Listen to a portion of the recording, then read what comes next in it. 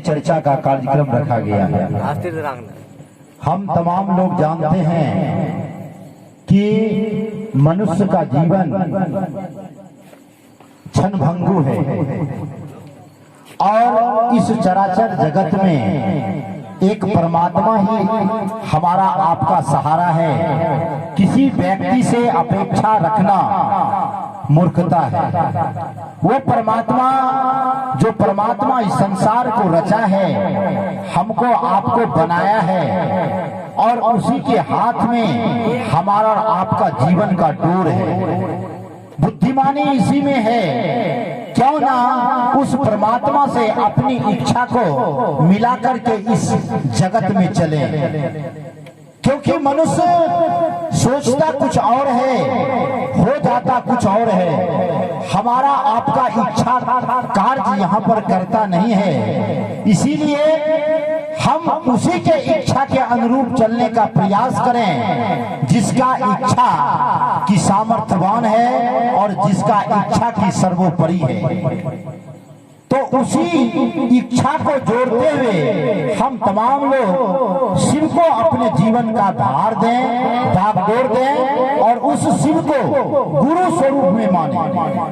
कारण है, अगर आप देवता मानते हैं कोई दिक्कत नहीं है, लेकिन आप जरा विचार करें अभी के परिवेश में, अगर उसको आप देवता मानते हैं, मानते ही हैं भी, अगर देवता नहीं होते तो गुरु नहीं होते, लेकिन अगर देवता मानते हैं तो हम उसका भक्त हो गए, वो हमारे भगवान हैं। तो आप जानते होंगे, हम लोग जानते हैं कि भक्त को भगवान के तल पर जाना पड़ता है, यानी क्षण प्रति क्षण हमारा आपका जांच होता है।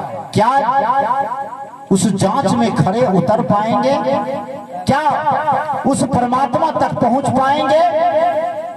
लेकिन अगर उसको अपने जीवन में गुरु बना लेते हैं तो गुरु और शिष्य का जैसे ही संबंध होगा कि गुरु को शिष्य के तल पर आना पड़ता है, हमारे तल पर वो आएंगे। विचार आपके हाथ में है, हमारे हाथ में है, करना क्या है। और बड़ा सुंदर सा सुलभ सा रास्ता दिया गया है। हम तमाम लोग बैठ करके आपस में घर परिवार में तमाम तरह का बातचीत करते हैं, जिक्र करते हैं, चर्चा करते हैं, बहुत कुछ करते हैं, लोगों का निंदा करते हैं, लोगों का बड़ाई करते हैं। तो साहब ने कहा कुछ नहीं करना है, आप अपने जीवन में जितना भी काम करना है अपने जीविकोपार्जन के लिए तमाम काम आप करें, लेकिन साथ साथ आप जब घर परिवार में बैठे तो बात करें, गप करें। सिर्फ गप को बांध दिया गया है। गप किस चीज पर करना है? शिव हमारे गुरु हैं, इस बात पर हमको आपको गप करना है अपने परिवार में, अपने सखे संबंधी में बैठ करके। कोई जरूरत नहीं है, आज ये मंच लगी हुई है, ये ध्वनि प्रचारक यंत्र बाजा लगा हुआ है, ये आर्गन लगी हुई है, नाल है, भजन हो रहा है, तब ही शिव परिचर्चा हुआ। ये बात जरूरत नहीं है। जरूरी ये है अगर आप अपने घर परिवार में बैठ करके भी शिव के बारे में, गुरु स्वरूप के बारे में चर्चा करते हैं, वो भी शिव परिचर्चा हुआ और आपका परिणामदायी होगा। लेकिन आप कहिएगा आखिर तब ऐसा क्यों किया जाता है? एक प्रकार का ये प्रचार प्रसार है। क्या है प्रचार प्रसार? जो व्यक्ति को अभी तक यह ज्ञात नहीं हुआ है कि शिव को गुरु बनाया जाए तो हमारे जीवन में परिवर्तन होगा, हमारा जीवन में खुशहाल होगी, हम संतोष को प्राप्त करेंगे, हमारे जीवन में शांति आएगी, हमारे समाज में सद्बुद्धि आएगी।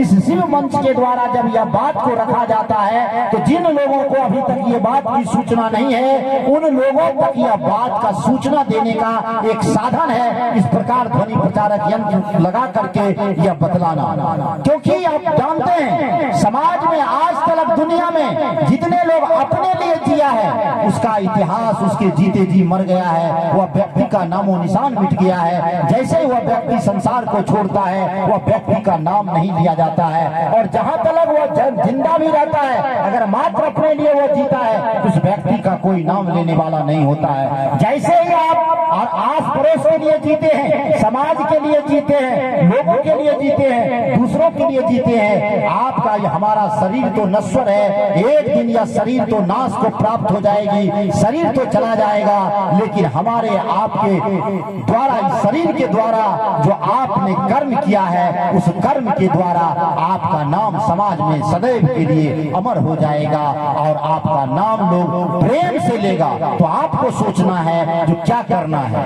ये बहुत बड़ी पूंजी दिया है परमात्मा ने, जो इस संसार में आपको शरीर दिया है। जहां तक बात रही, मैं सुनता हूं, मैं जैसा बारंबार सुनने को मिलता है, लोगों को ये होता है जो मैं अगर दुर्गा माँ का पूजा करूं या मैं महादेव का चर्चा करूं या सत्संग करूं, भजन करूं, तो मुझको दुख नहीं होगी। जब आपको जीवन मिला है, इस जीवन में सुख और दुख दोनों ही आएंगे, लेकिन होगा क्या, जो अगर आप किसी अध्यात्म रास्ते से जुड़े हुए हैं, किसी सत्संग से जुड़े हुए हैं, शिव परिचर्चा से जुड़े हुए हैं, तो आपको तकलीफ तो आपके जिंदगी में आएगी, लेकिन एहसास नहीं होगी। जिस प्रकार की सड़क तो खराब है, अगर यहाँ से बिहारीगंज जाने में रास्ता उबड़ खाबड़ है, सड़क खराब है, आप जाएंगे तो जर्किन तो सबके लिए है, लेकिन जो अच्छी सवारी का चूज करेंगे, जो कि बढ़िया सवारी से जाएंगे, तो उनको उस जर्किन का एहसास कम होगा। ठीक उसी प्रकार जीवन में जो आध्यात्मिक व्यक्ति है, जो परमात्मा को मानता है, जो परमात्मा को भजता है, जो शिव को अपने जीवन में गुरु बनाए हैं, उसके जीवन में भी तकलीफ आएगी, लेकिन आपको एहसास नहीं होगा। वह दुख का समय कैसे निकल जाएगा आपको पता नहीं चलेगा। तकलीफ तो आएगी, लेकिन आपके जीवन में कोई अनिष्ट घटना घटित नहीं हो सकता है जो आपकी जिंदगी को मायूस कर दे, जो आपकी जिंदगी को उदासी कर दे। ऐसा नहीं होगा, ऐसा नहीं होगा। आप भली भांति जानते हैं, भगवान श्री राम इस धरातल पर आए, विष्णु अवतार थे, और उन्होंने आए, जरा विचार करें, शायद भगवान राम ने इस संसार में जितना दुख को झेला, शायद हम और आप नहीं झेल पाएंगे, लेकिन उन्होंने इतना दुख झेला।